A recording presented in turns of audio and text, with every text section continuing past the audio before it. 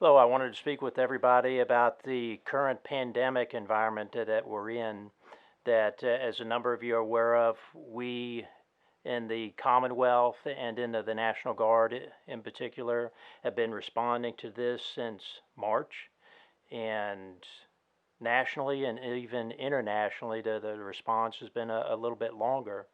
But whether you call it the pandemic or the COVID 19 or the coronavirus, I believe that this is a dynamic that we're going to be seeing and dealing with and will be impacting on our lives for months yet to come. And that'll be the case until we receive some sort of a vaccine that will enable the protection of all of us. While here in Kentucky, I believe that our governor has done a terrific job for containing the spread of the virus. And you may have seen where the number of cases has plateaued at this junction, that the number of deaths due to the virus has also tapered off. But still, it's had a significant impact. One noteworthy aspect that has caught my attention, a number you may be aware of, but we have had more U.S. citizens die due to this virus than the number of U.S. service members who were killed in World War I. And not only is it a greater number, but it's taking place in a far shorter time frame as well. And oh, by the way, that it hasn't ended yet. It's still ongoing. Uh, we've seen it spike in other states at this junction. So I believe this is a pandemic that we're going to continue to have to deal with in our lives until we get through it.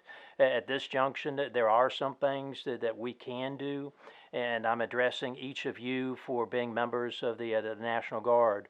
For all of us in uniform, whether you're a full-timer or you're a M-Day soldier or airman, all of our neighbors, all of our family, all of our friends, they know we're into the military.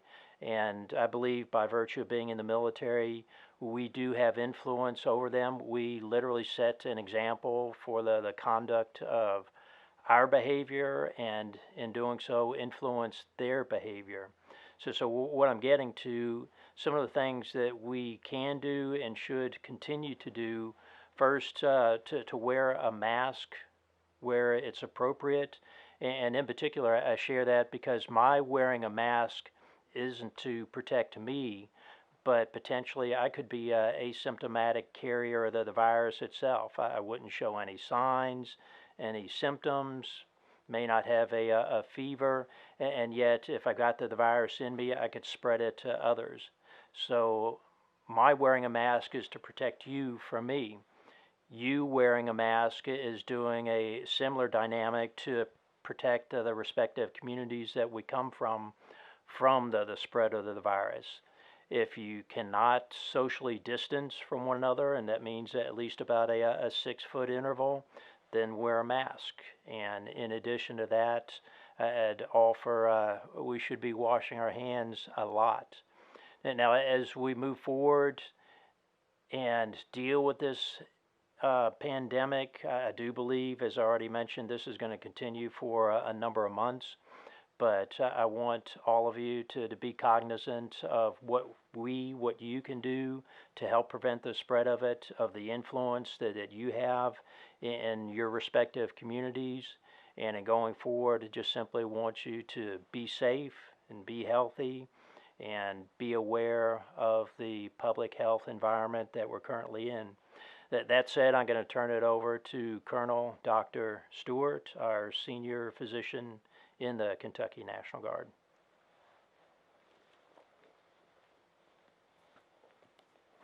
Thank you, sir. Certainly appreciate the opportunity to address all of my fellow Kentucky Guardsmen. The pandemic has been already a difficult, long road, and certainly in dealing with any event like this in life that is very prolonged, a lot of us fatigue with those daily efforts that we need to stay vigilant against this horrible virus. I know that we've been in the fight already for several months, and unfortunately, until we have a vaccine, we will need to continue to be very diligent with those efforts to ensure that we're keeping ourselves, our families, our communities healthy and keep from spreading the virus further. It's extremely important. I want to foot stomp what General Lamberton discussed.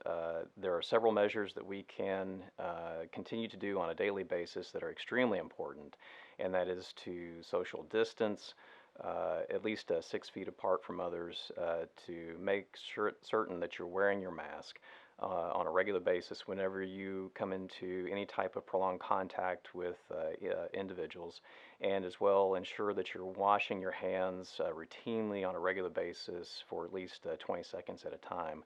Coronavirus is a respiratory virus, and it's spread with respiratory droplets. Thus, one of the single best things that you can do is to wear your mask to ensure that you're not spreading the virus. Upwards of 20 to 50% of folks who develop coronavirus are asymptomatic, and so that's why it's so easy for it to spread because the individual doesn't know that they're ill when they encounter other individuals in their community, and thus wearing a mask is extremely important. Our state, from our governor's leadership, has done a wonderful job of keeping coronavirus at bay. Currently, we are at least plateauing with the number of cases. Unfortunately, there are some other states in which are surging, and again, the basics of what we all need to do to keep each other safe from coronavirus, such as social distancing, wearing a mask, washing hands, are likely the culprits in these other states for causing a resurgence of these cases. So please continue to be diligent every single day. Ensure that you are wearing your mask, washing your hands to keep yourself, to keep your family, your communities safe from developing coronavirus. Be the example and stay diligent with this fight that we will continue to fight for many more months until a vaccine is developed. Thank you very much.